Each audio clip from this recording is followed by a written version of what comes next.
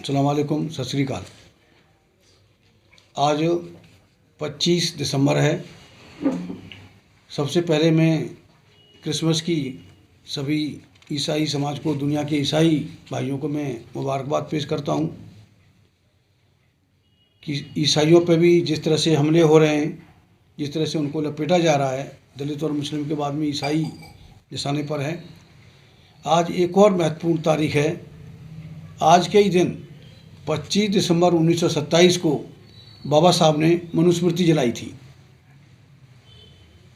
तो मनुस्मृति जलाने का मतलब था कि ब्राह्मण राज का खात्मा, ब्राह्मणवाद का खात्मा। 1927 से लेके आज तक लगता है कि हमारा समाज सोया हुआ है। बाबा साहब की बात पे उतना गौर नहीं किया, और जो लोग सत्ता के गलियारे में भी नहीं होने चाहिए, सत्ता से दूर होने चाहिए, आज वो सत्ता के अंदर बैठ के हम पूरे दलित और मुस्लिम समाज की मतलब सत्यानाश में तुले हुए हैं। तो ये आज का महत्वपूर्ण दिन। हमारी आबादी, दलितों की आबादी देखी जाए तो 1/4 आबादी हैं हम। मुसलमान भी इस देश का पाँचवां हिस्सा है। ये दो आबादी मिलकर हम बहुत बड़ा परिवर्तन इस देश में ला सकते थे, लेकिन ऐसा अब तक नहीं हुआ। लोगों को, हमारे लोग कहीं न कहीं सत्ता पक्ष जो भी रहा है, जो 10% है, जो इस देश में सवर्ण हिंदू 10% है, वो डेमोक्रेसी के हिसाब से उसे आज कहीं भी नहीं होना चाहिए, किसी भी तरह से नहीं होना चाहिए। और जो दलितों में दलित हैं, आज भी उनकी स्थिति दयनीय है। बेशक मैला ढोना, मैला उठाना का काम कानूनी तौर पर बंद हो चुका है, लेकिन लगभग आज भी वो लोग वही काम करने के लिए बाध्य हैं। तो ऐसे इस मौके पर हम लोग अम्बेडकर समाज पार्टी खास तौर से हम लोग चाहते हैं कि एक जो दलितों में भी दलित हैं, हमारा वाल्मीकि समाज को अपलिफ्ट किया जाए। दलितों में और भी जाति हैं, चमार, जाटव और तमाम लोग हैं, इनको तो मौके भी मिले और वो लड़े भी इसके लिए, लेकिन वाल्मीकि समाज हमारा वहीं के वहीं पिछड़ा हुआ है। तो वाल्मीकि समाज को आज तक मतलब यहाँ भी दिल्ली में देखें, संदीप वाल्मीकि को मंत्री बनाया और उल्टे सीधे आरोप लगा के उनको हटा दिया गया। और उसी तरह से राजेंद्र पाल गौतम को, वो भी दलित थे, उन पर भी किसी न किसी बहाने से उनको लपेट के उनको भी मंत्री पद से बाहर किया और पार्टी से बाहर किया गया। तो ये ब्राह्मणवादी नीति का शिकार हमारे लोग बराबर हो रहे हैं। तो ऐसे हालात में हम खास तौर से दिल्ली, यहाँ दिल्ली में वाल्मीकि समाज की आबादी करीब 15 लाख है। वाल्मीकि समाज की आबादी 15 लाख के करीब आबादी है यहाँ पर, और जो वैश्य समाज है मुश्किल से 2-2.5 लाख के आसपास भी नहीं है। तो 2-2.5 लाख आबादी का व्यक्ति मुख्यमंत्री बनता है, और 15 लाख की आबादी तमाशबीन बनी है, सड़कों पर झाड़ू लगाने के लिए आज भी मजबूर है।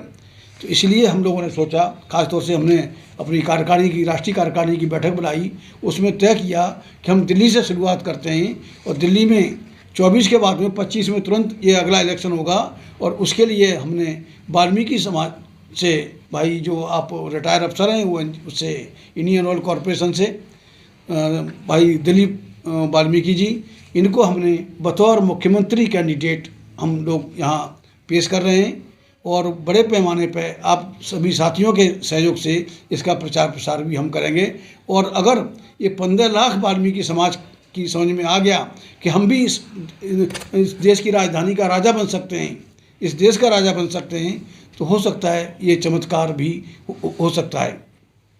इसके साथ साथ और भी जो आज मौजूदा हालात है, अभी ये ब्रॉडकास्टिंग बिल आ रहा है, उसमें मतलब सिर्फ आप ब्रॉडकास्टर ही नहीं, आप ये जो यूट्यूबर हैं वो ही नहीं, जो सोशल मीडिया पर कोई न्यूज़ को फॉरवर्ड करेंगे या कुछ करेंगे, उसमें कंटेंट वेरिफिकेशन कमेटी जो ये बना रहे हैं उस बिल में, वो करेगी, वो तय करेगी कि आप मोदी के पक्ष में आप दिखा रहे हैं कि मोदी के विपक्ष में दिखा रहे हैं।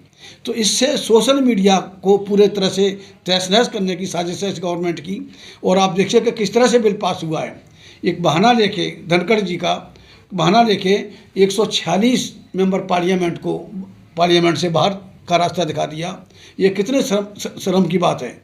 146 मेंबर पार्लियामेंट संसद से बाहर निकाल कर और इस बिल को उन्होंने आनन फानन में पास किया, और एक दिन और वो भी बगैर बहस किए।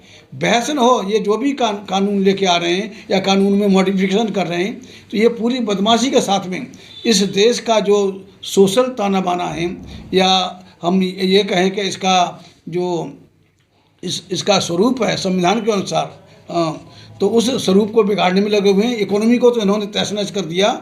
इनका इरादा है, ये इनको भी मालूम है, जो लोग सत्ता में हैं, जो आरएसएस किन लोगों का संगठन है, और आरएसएस के जरिए भी आरएसएस की बैकिंग की पार्टी बीजेपी है, और बीजेपी के थ्रू, ये सरकार के थ्रू, ये इनका पूरा मकसद है कि किसी तरह से इस देश की हालत ऐसे कर दो कि कोई आने वाला इसको संभाल ना सके। लेकिन हमारे लोग जो पॉलिटिकल पार्टी हैं, ख़ास तौर से मैंने 16 लोगों को इसमें अगस्त में लेटर लिखा। 12 अगस्त को मैंने लेटर लिखे, रजिस्टर्ड डाक से भी भेजे, किसी का भी रेस्पॉन्स नहीं आया। इसमें ओवैसी साहब हैं, मायावती हैं, रामदास जो प्रकाश राव अम्बेडकर हैं, और भी तमाम हैं, मोहम्मद सुलेमान साहब हैं, 16 बावन में इस्लाम की पार्टी को भी मैंने सबको लेटर लिखा। आज तक रेस्पॉन्स नहीं आया। भैया आप आगे आओ, पीछे आओ, बराबर आओ, लेकिन इसको संभालो। ये थर्ड फ्रंट बने। एनडीए में हम लोगों को कोई तरजीह नहीं दी गई, दलित और मुसलमानों को, इंडिया में एनडीए हमारा हो नहीं सकता। तो ऐसे हालात में अगर हम दलित और मुस्लिम मिलके, क्रिश्चियन मिलके, अगर इसके जो मूल्यवासी हैं, मूल्यवासी मिलके अगर हम थर्ड फ्रंट बनाएं, और ये थर्ड फ्रंट बनाने में कोई दिक्कत नहीं है। अगर 4 चर्चित चेहरे एक मंच पे आ जाएं तो समाज तो आज भी वोट देने के लिए तैयार है। लेकिन उससे पहले खाली वोट देने से बात नहीं मिलेगी। अभी जो 5 राज्यों के चुनाव हुए, तो 5 राज्यों के चुनाव में आपने देखा कि किस तरह से ईवीएम का इस्तेमाल करके इन लोगों ने ये सारा खेल बिगाड़ा है। सारा खेल ईवीएम के जरिए, ये मतलब 3 बड़े राज्य जो हैं इन्होंने अपने काबू कर लिए। और जो ये ईवीएम के बारे में लोग सोचे नहीं, ईवीएम की तरफ ध्यान न जाए, इसलिए छोटा सा झुंझुना कांग्रेस को भी थमा दिया। तो ये सारा खेल हो रहा है, ईवीएम का खेल है। ईवीएम में माइक्रोचिप है, माइक्रोचिप है, और उसको जैसे मर्जी आप प्रोग्रामिंग करेंगे वैसे बोलेगी। रियल टाइम क्लॉक है उसमें। रियल टाइम क्लॉक में जो आप डाटा भर देंगे और जो टाइम फिक्स कर देंगे, जैसे 10 दिन, 15 दिन, 8 दिन, 4 घंटे, 2 घंटे, उसके बाद उस टाइमिंग के बाद जैसे काउंटिंग का नंबर आता है, तब तक वो जो नया डाटा साफ हो जाएगा, पुराना डाटा सर्विस में आ जाता है। तो ये बहुत सारी तरह से है। और तमाम जो साइंटिस्ट हैं, टेक्निकल लोग हैं, यहाँ तक कि कई IAS अफसर जो DM वगैरह रहे हैं, उनका भी इस पर खुलासा हो गया कि भाई ये EVM के जरिए सारा हो रहा है। और 2 चुनाव आयुक्तों ने, SY कुरैशी साहब ने और एक और स्वामीनाथन साहब हैं, 2 जो पूर्व जो इसके मुख्य चुनाव आयुक्त रहे, उन्होंने भी खुलासा किया कि ईवीएम से हो रहा है। अभी पिछले जो असेंबली का चुनाव था गुजरात में था, गुजरात में बूथ पे वोट है 400 और मशीन में निकल रहे हैं 600 वोट। और आपको मालूम होगा, आप मुझसे बेहतर जानते हैं कि जब पार्लियामेंट का चुनाव हुआ 19 का, तो इसमें ये जो बनारस में जो जितने वोट थे बनारस में उस सीट पर, उससे 2 लाख वोट फालतू कैसे निकले। तो ये सारा खेल हो गया। पूरी दुनिया से ये ईवीएम हट चुकी है, लेकिन ये ईवीएम के सहारे आरएसएस का खेल जारी है। तो हम ऐसे हालात में हम चाहते हैं कि ये देश आरएसएस विहीन हो। हम इंदिरा जी की आज मैं तारीफ़ करने के लिए मजबूर हूँ कि उन्होंने बड़े मतलब कठोर कदम उठाए और आरएसएस को उभरने नहीं दिया। ये बाकी जो जितने भी आए, खास तौर से नरसिम्हा राव वगैरह ने आरएसएस को, वो खुद आरएसएस के थे, तो उनकी वजह से जो आरएसएस फिर मजबूत हुआ। और मात्र ये 9-10% लोगों का है। बिहार के जनगणना के आंकड़े अगर देखे जाएं तो ये ज़्यादा नहीं है, 10% मुश्किल से आबादी है। और 10% में इनकी महिलाएं घरों से बाहर नहीं निकलती, वोट नहीं डालती, और बाकी लोग अपने बिजनेस में इधर वो सर्विस में रहते हैं, बिजी रहते हैं, वोट ही नहीं पड़ते। मुश्किल से 2-4% वोट पड़ते होंगे। लेकिन हमें लोगों को साम दाम कहते तो ये हैं कि अंग्रेज डिवाइड एंड रूल की पॉलिसी लागू करके गया, लेकिन अंग्रेज इनसे सारी बदमाशी सीख के गया है। अंग्रेज बदमाश नहीं था। अंग्रेज ने तो इनके जो काले कानून थे, चाहे सती प्रथा हो, चाहे कुछ भी हो, और यहाँ तक के ब्राह्मण जज नहीं होना चाहिए, ब्राह्मण का न्यायिक चरित्र नहीं होता 1919 में ब्रिटिश गवर्नमेंट ने ऑर्डर पास करके कहा कि ब्राह्मण का न्यायिक चरित्र नहीं होता, इसलिए इनको जुडिशरी में नहीं रहना चाहिए। तो तमाम ये उन्होंने एक्ट पास किए इनके जो पाखंड था उस पर लगाने के लिए। तो उन्होंने तो ये मतलब वो तो प्रोग्रेसिव किस्म के लोग थे। साम दाम दंड भेद जो इनके वेदों में लिखा हुआ है, जो डिवाइड एंड रूल से भी ज़्यादा खतरनाक है। तो उसके ज़रिए मुझे लगता है अंग्रेज इनसे बदमाशी सीख के गया और इन्होंने अंग्रेज़ों से बदमाशी नहीं सीखी। तो ऐसे हालात में देखिए अब क्या है, कानून तो मैं समझता हूँ कि पहले दिन से ही लागू हुआ, संविधान इम्प्लीमेंट नहीं हुआ। संविधान उन लोगों के हाथ में गया जो यहाँ के दलितों को या मुसलमानों को फूटी आँख देखना पसंद नहीं करती। पंडित जवाहरलाल नेहरू के हाथ में, पंडित जवाहरलाल नेहरू की फैमिली ने 80 तक उसमें सब 80 लगभग 80 तक, उससे पहले जो 1977 तक राज किया इसमें। उसके बाद में और जो भी आए ब्राह्मण या ब्राह्मण जिनकी आबादी 3% है देश में, 3% का प्राइम मिनिस्टर बनता है, 3% के चीफ मिनिस्टर बनते हैं, 3% के गवर्नर बनते रहे, और बाकी लोग जो मेजोरिटी है 90% आबादी इनका मुंह देख रही है। और यहाँ तक कि मॉब लिंचिंग में, संविधान को ताक पर रखकर मॉब लिंचिंग में किसी भी मुसलमान को अगर जय श्री राम नहीं बोला तो उसको पीट के भीड़ मार देती है, और उसके क्या कार्रवाई होती है आज तक किसी को कोई फांसी नहीं लगी, किसी को नहीं हुआ। तो जो जिस तरह से इस देश की जो हालात ख़राब हो रहे हैं, इस देश की फिजा खराब की जा रही है, डेमोक्रेसी को बिल्कुल हिपोक्रेसी बना दिया, डेमोक्रेसी ख़त्म हो चुकी है, पूरी तरह से तानाशाही है। और जो नया जो ब्रॉडकास्टिंग बिल इन्होंने पास किया है, फर्जी तरह से पास किया है, उससे मैं नहीं समझता कि सोशल मीडिया की ज़बान एकदम बंद हो जाएगी। और जो वैसे और भी लोग थे जो सोशल एक्टिविस्ट थे और जो एक्टिव रहते थे सोशल मीडिया पे, वो भी उनके भी न्यूज़ कंटेंट वेरिफिकेशन कमेटी उसको वेरीफाई करेगी। अगर कहीं उनकी नज़र में गलत हुआ, अगर आपने मोदी की जय हो का बात नहीं की, मोदी के हक में बात नहीं की, तो निश्चित तौर से लगता है कि पूरा जो सोशल एक्टिविस्ट हैं अपार्ट फ्रॉम मीडिया, वो भी जीरो हो जाएंगे। और निश्चित तौर से ये पूरी हिटलरशाही तानाशाही चल रही है। तो ऐसे हालात में हमने उस समाज को हम जोड़ने की कोशिश कर रहे हैं जिसको आज तक किसी ने नहीं जोड़ा। और अगर वो जरा भी वो समझेंगे कि हाँ भाई उनका भी व्यक्ति मुख्यमंत्री बन सकता है, तो निश्चित तौर से ये एक बड़ी बात होगी। और अगर 15 लाख वाल्मीकि समाज अगर तैयार हो गया, तो दूसरा मुस्लिम और दीगर दलित हैं वो बिल्कुल तैयार हैं। हम लोगों की बात हो चुकी है, मुस्लिम ऑर्गेनाइजेशन में बात हो रही है, दूसरे दलित ऑर्गेनाइजेशन से ही बात हो रही है, बिल्कुल तैयार हैं। आम राय होने के बाद में हमने भाई दिलीप कुमार वाल्मीकि जी को एज बतौर मुख्यमंत्री हम इसमें पेश करेंगे और उसी तरह से प्रचार करेंगे, आपका सहयोग लेंगे। एक और बात मैं कहना चाहूँगा कि जो 146 मेंबर पार्लियामेंट निकाले, 146 मेंबर पार्लियामेंट के साथ मेरी सहानुभूति है, लेकिन उन्हें आंदोलन का रास्ता अख्तियार करना चाहिए, बैठने जाना चाहिए, चाहे कांग्रेस के हो किसी भी पार्टी के हो, आंदोलन करना चाहिए। अगर 146 मेंबर पार्लियामेंट अपनी कंस्टिट्यूंसी से 1000 आदमी ले आएँ तो 146,000 आदमी आ जाएंगे, और 10,000 आदमी अगर दिल्ली में एक्स्ट्रा आ जाए तो दिल्ली की ट्रैफिक व्यवस्था ख़राब हो जाती है। तो 1,46,000 लोग यहाँ पे आ जाएं तो मोदी के नाक में और दुनिया देखेगी। मोदी जैसा व्यक्ति परेशान हो जाएगा और सुप्रीम कोर्ट को भी सुओ मोटो एक्शन लेके इनके खिलाफ कार्रवाई करनी होगी। तो हम चाहते हैं कि ये जो हमारे 146 मेंबर पार्लियामेंट हैं वो अगर तैयार हैं तो इस आंदोलन के लिए, इसके गवर्नमेंट के खिलाफ, मोदी और अमित शाह की हिटलरशाही के साथ, अगर इस देश से ये मोदी योगी और इसको शाह जैसे लोगों को नहीं, ये डेमोक्रेसी के ईविल इफेक्ट हैं। मोदी ये क्रिमिनल लोग हैं। जो आपको मालूम है कि जो बीबीसी की जो डॉक्यूमेंट्री आई थी, बीबीसी की डॉक्यूमेंट्री को अघोषित तौर पर बैन कर दिया गया, हटा दी गई यहाँ पे। तो बीबीसी की डॉक्यूमेंट्री ने बिल्कुल खुलासा कर दिया कि जो अपने होम मिनिस्टर को मरवा सकता है, वो हरेंद्र पांड्या को मरवाया इन लोगों ने, और इसमें सीधा इन्हीं की कारस्तानी थी, अमित शाह की और उसकी। मैं बिल्कुल फ्रैंकली बोल रहा हूँ।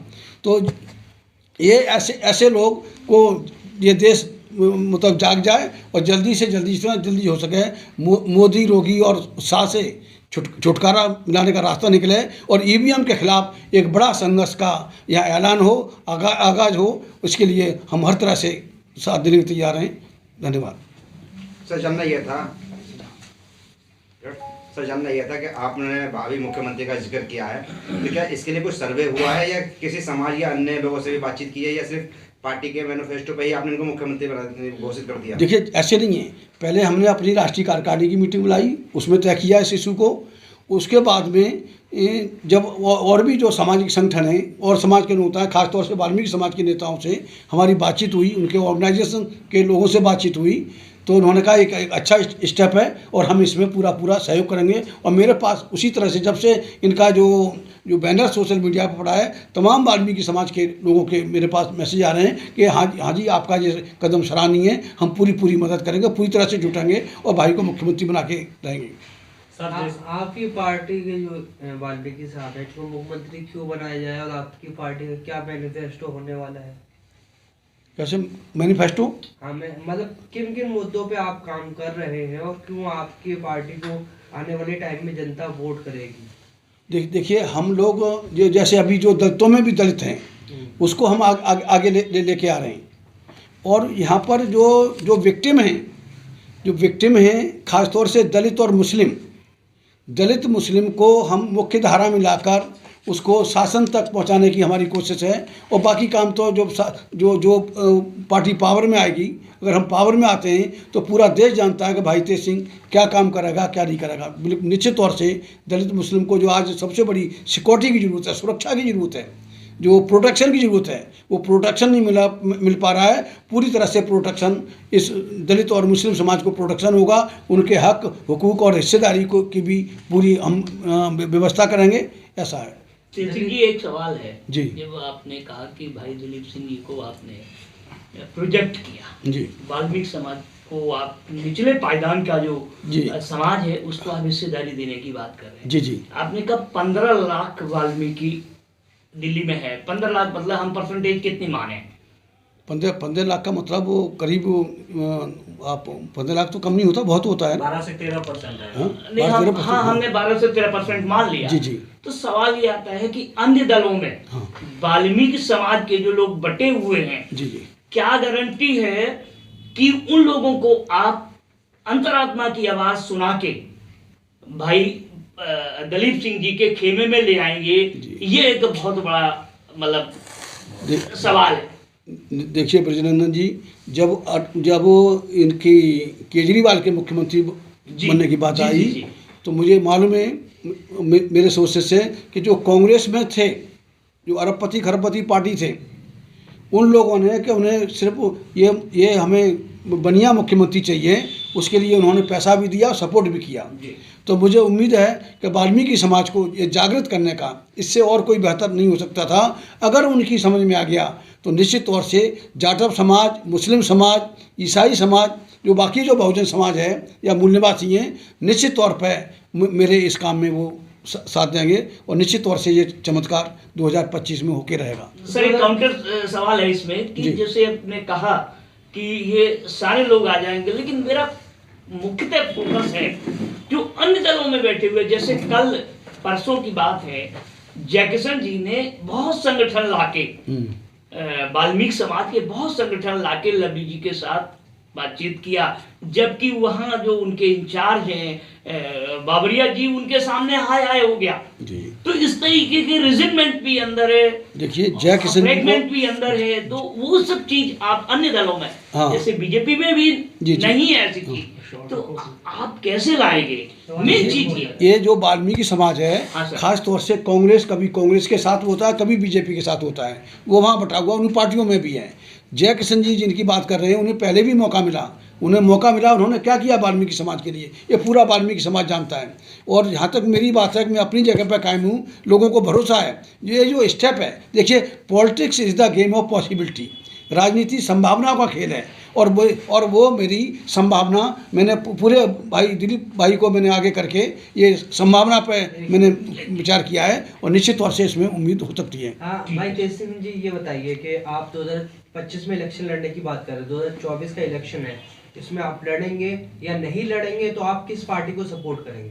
देखिए हम खुद पॉलिटिकल पार्टी हैं, हम कोई भी पार्टी अगर इस तरह की होती जो दलित और मुस्लिम के यहाँ के मूल निवासियों के हित में काम कर रही होती, कांग्रेस को हमने पूरे 60-65 साल हमने सपोर्ट किया, उनके दो बैलों का दो बैल बनकर, एक बैल दलित एक बैल मुसलमान बनकर हमने 65 साल तक उनकी हुकूमत करवाई। वो अगर उन्होंने सही काम किया होता या मायावती या काशीराम दूसरे लोगों ने ये सही काम किया होता तो शायद अम्बेडकर समाज पार्टी की ज़रूरत नहीं पड़ती। तो हम सपोर्ट नहीं करेंगे किसी को। इशू बेस हो सकता है और साझेदारी के हालात पर कोई हालात ऐसे बनते हैं तो ऐसा होगा। और जहाँ तक 24 की बात कर रहे हैं, 24 के लिए अभी मैंने जिक्र किया था कि हमने जैसे NDA इंडिया में कोई दलित मुस्लिम को तरजीह नहीं मिली तो हमने भारत बनाया। भारत में के लेटर हेड पे हमने 16 पार्टियों को, ओवैसी साहब को, मायावती को, वामन मेश्राम को, प्रकाश राव अम्बेडकर को, मोहम्मद सुलेमान को, ये जो चंद्रशेखर आज़ाद को, जितने ये लोग पॉलिटिकल प्लेयर हैं, सबको हमने लेटर लिखा कि भाई आप इकट्ठे हो जाओ, समाज की वक्त की ज़रूरत है और देश को भी ज़रूरत है इस बदलाव के लिए। और उससे पहले मैंने लिखा कि EVM के लिए भी संघर्ष करो, संघर्ष से संगठन होता है, संगठन से सत्ता आती है। तो मेरी कोशिश है, मैं उनसे लगातार बात भी करने की कोशिश कर रहा हूँ, उनसे मिलने की कोशिश कर रहा हूँ। और अगर कहीं इसमें उनकी समझ में आ गया, दो ही आदमी अगर बैठ जाएं, मायावती और ओवैसी बैठ जाएं, तो अभी इनको मतलब बेदखल कर देंगे, हम तो पीछे लग जाएंगे इन दोनों के। सर दिलीप जी, आपसे सवाल यह है कि आप समाज के बीच में गए हो या किस तरह से आप पार्टी के कार्य को आगे बढ़ा रहे हो? हम जिला स्तर पर लोगों को जोड़ रहे हैं और ब्लॉक स्तर पर भी लोगों को जोड़ रहे हैं कि भाई आइए और ये सत्ता तुम इस देश के मालिक हो और इस देश में हुकूमत कीजिए। ये मौका भाई तेज सिंह जी ने दिया है हमें वाल्मीकि समाज को, तो इसका भरपूर फ़ायदा उठाइए। और आपके ही समाज से अब हम देश भर में जितने भी माइनॉरिटी कम्युनिटीज़ के लोग हैं, चाहे SC ST है, OBC, सिख, मुस्लिम, ईसाई, पारसी, बौद्ध, आस्तिक, नास्तिक, जो भी है, अब आने वाले समय में हर राज्य में, देश के हर राज्यों में हमारी बहुजन समाज के लोगों की सरकार होगी और हमारा ही बहुजन समाज का प्रधानमंत्री भी बनेगा हमारा। भाई तेज सिंह जी, आपने अभी कहा कि मायावती और ओवैसी एक साथ मिल जाए, मगर इन दोनों लोगों को, इन दोनों का जो है समाज या और लोग BJP की B टीम कहते हैं, तो इस पर आप क्या कहेंगे? देखिए, बेशक B टीम कहते हैं, ये क्या है हकीकत वो मैं नहीं जानता और मैं कहना चाहता हूँ, अगर ये दो चेहरे इकट्ठे हो जाते हैं देश के हित में, कौम के हित में, तो मुझे उम्मीद है कि इंशाअल्लाह पूरा दलित मुस्लिम एन ब्लॉक इनको वोट करेगा। और हमारे जैसे जो और पार्टियां हैं, हम तो वैसे ही उनके साथ खड़े होंगे। हम तो 2, 4, 10, 5 सीटों पर लड़ेंगे, बाकी इनको पूरा सपोर्ट करेंगे।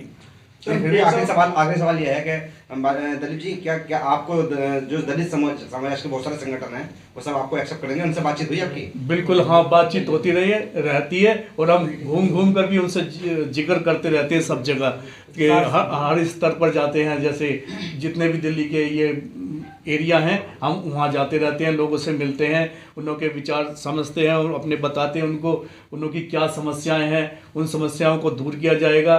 क्योंकि केजरीवाल ने अभी तक उन लोगों की नौकरी तनख्वाह पूरी नहीं दी है। बहुत उनों का मतलब 2-3 महीने की कॉलेज में जो एम्प्लॉयज़ हैं उनकी तनख्वाह नहीं मिली है 2-4 महीने से।